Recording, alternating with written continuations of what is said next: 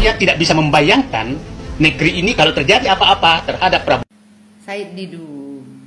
Seuzon aja sih Said Didu ini. Ini mantan sekretaris BUMN yang kemarin dipecat sama Menteri BUMN Ibu Rini.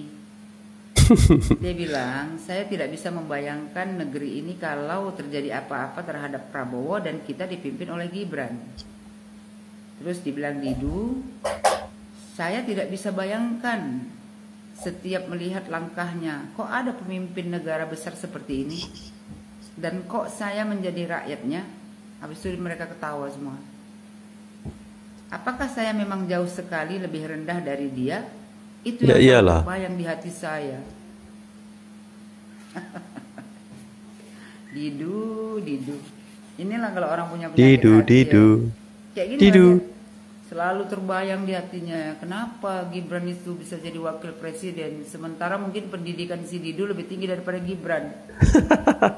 Jadi dia terbayang-bayang, ya kan, saking sakitnya hatinya, kok Gibran bisa duduk jadi wakil presiden, kok aku enggak. Pasti bawaannya kayak gitu. Cemburu. Jadi wakil presiden. Kau punya penyakit hati. Allah itu tahu mana yang pantas menjadi pemimpin di negara Republik Indonesia ini. Makanya Allah takdirkan Gibran itu menjadi wakil presiden. Masa kau nggak percaya Tuhan? Ya, langkah rezeki pertemuan maut Allah yang menentukan. Kalau Allah sudah menakdirkan Gibran menjadi wakil presiden, tidak ada satu orang pun yang bisa menghalanginya. Termasuk kau Didu. Belajar agama lah kau Didu. Jadi hati kau tuh bersih sikit. Coba kau dulu berguru lah, ya kan, berbincang-bincang lah sama Pak Ustadz, biar dibuang penyakit hati kau itu. Jadi kau nggak terbayang-bayang langkah Gibran di usia kau yang senja. Masa kebencian yang ada di hati kau? Membayang-bayangkan Gibran, kau tak bisa bayangkan kalau seandainya terjadi apa-apa sama Pak Prabowo, lantas Gibran yang menggantikan. Kalau memang sudah takdir, ya Allah menetapkan seperti itu, mau tidak mau kau, ya kau mesti mengakui bahwasanya Gibran lah yang pengganti Pak Prabowo. Tapi kita sebagai warga negara Indonesia yang baik, ya Didu ya, kita harusnya mendoakan Pak Prabowo. Mudah-mudahan Allah kasih dia umurnya panjang. Amin. 1000 kali amin. Indonesia ini sampai selesai masa jabatannya. Begitu Didu.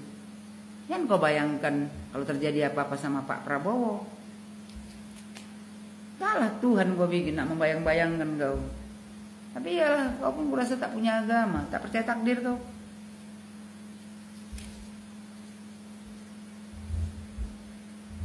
Sampai-sampai bisa kau bilang, ya kan, apakah saya memang jauh sekali lebih rendah dari dia? Itu yang selalu terbayang di hati saya. Hanya orang yang punya penyakit jiwa lah, ya, yang berpikiran seperti kau. Orang yang punya penyakit hati. Orang punya penyakit hati itu kayak kau gini lah, membayang-bayangkan orang lain, ya kan. Apakah aku lebih rendah dari dia? Seharusnya kalau orang yang baik, orang yang tidak punya penyakit hati, ya, dia bertanya pada dirinya sendiri, kok dia bisa seperti itu, kenapa aku tidak? Apa yang kurang dari aku? Buat Falco Ngoe Channel, sukses terus ya channelnya. Semoga semakin ramai. Buat teman-teman jangan lupa like, comment, and subscribe. Oke? Jadi kau belajar lagi, bukan kayak kau gini. Apakah saya lebih rendah dari dia? Memang kau lebih rendah lah dari Gibran. Kau sama dengan sampah. Sampah masih ada, masih lebih berarti ya sampah. Tunjukkan siapa kau. Penyakit hati permanen. Orang kalau udah punya penyakit hati, ya, mau didudukkan dimanapun, tempat bagus sekalipun, dia tak akan bisa bekerja dengan baik karena penyakit hati tadi. Dan Allah juga tahu Didu, siapa orang yang pantas memimpin di negara Republik Indonesia ini. Bapak Prabowo, Bapak Jokowi, mereka sudah selesai dengan dirinya. Mereka hanya mementingkan untuk kepentingan rakyat Indonesia dan untuk memajukan negara Republik Indonesia ini. Coba kau lihat Pak Prabowo.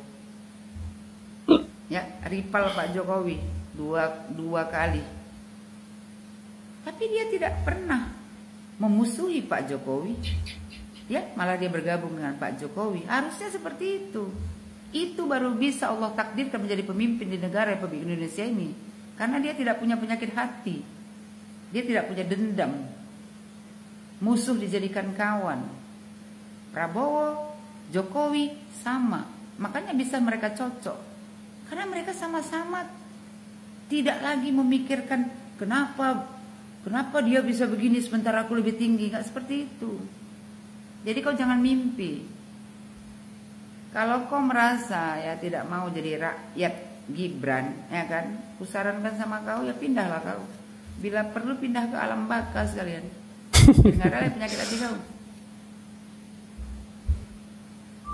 Kau suruh ya kan, kau minta sama anggota DPD yang terhormat agar ke depan betul-betul periksa kejiwaan baik-baik. Kusarankan sama kau yang perlu cek kejiwaan.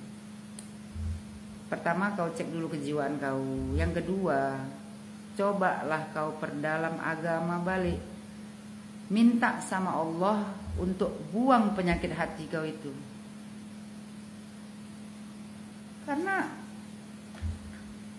hati kita ini dalam genggaman Allah Subhanahu wa taala. Kalau seandainya kau meminta sama Allah ya kan, buang penyakit iri hati, dengki, cemburu di hati kau itu, ya kan? Dan Allah kabulkan, kau tidak akan pernah berbicara seperti ini. Kusarankan sama kau, ya Didu, umur pun udah maghrib, kan? Banyak-banyaklah memohon kepada Allah untuk ketenangan hati, tidak cemburu melihat orang lain punya jabatan. Apa yang mau kau kejar lagi dunia ini? Ya. Tanamlah kebaikan, jangan kebencian. Hidup ini sementara hidup. Kayak kawan kau kemarin kan, meninggal. Kita tak tahu langkah rezeki pertemuan maut Allah yang menentukan.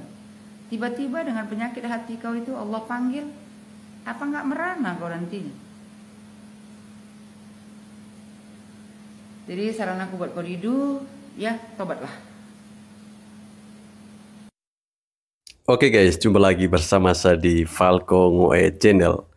Tanamlah kebaikan, bukan kebencian. Ya, itu yang harusnya dilakukan oleh seorang yang berpendidikan ya. Seperti apalagi selevel Said Didu ya. Tapi kita melihat memang ya, kalau kumpulan pecatan ini tingkah lakunya pasti aneh-aneh ya. Pasti aneh-aneh. Teman-teman bayangkan ketika si Said Didu ini dia membayangkan bagaimana jika terjadi sesuatu dengan Bapak Prabowo, maka Gibran yang akan memimpin bangsa ini dia seperti tidak rela. Wah, ini orang kok negative thinking sekali ya.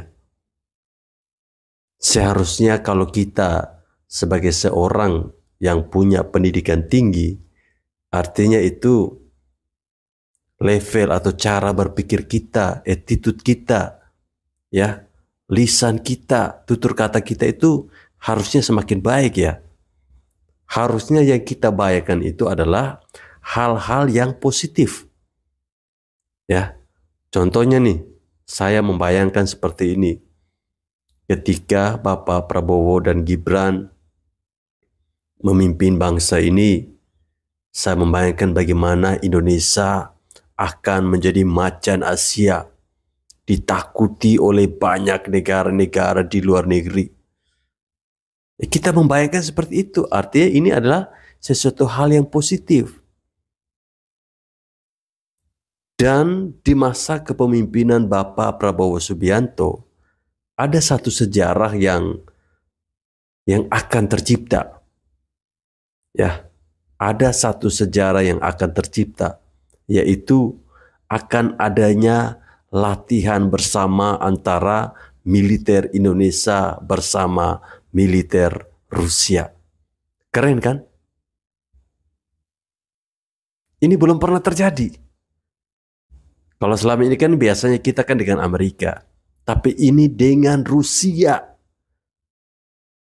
Artinya negara-negara barat ini mereka sangat segan ya melihat kepemimpinan Bapak Prabowo Subianto.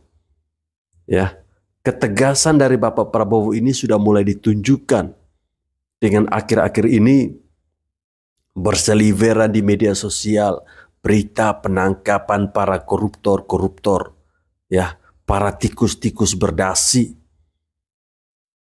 Ini sesuatu yang positif menurut saya.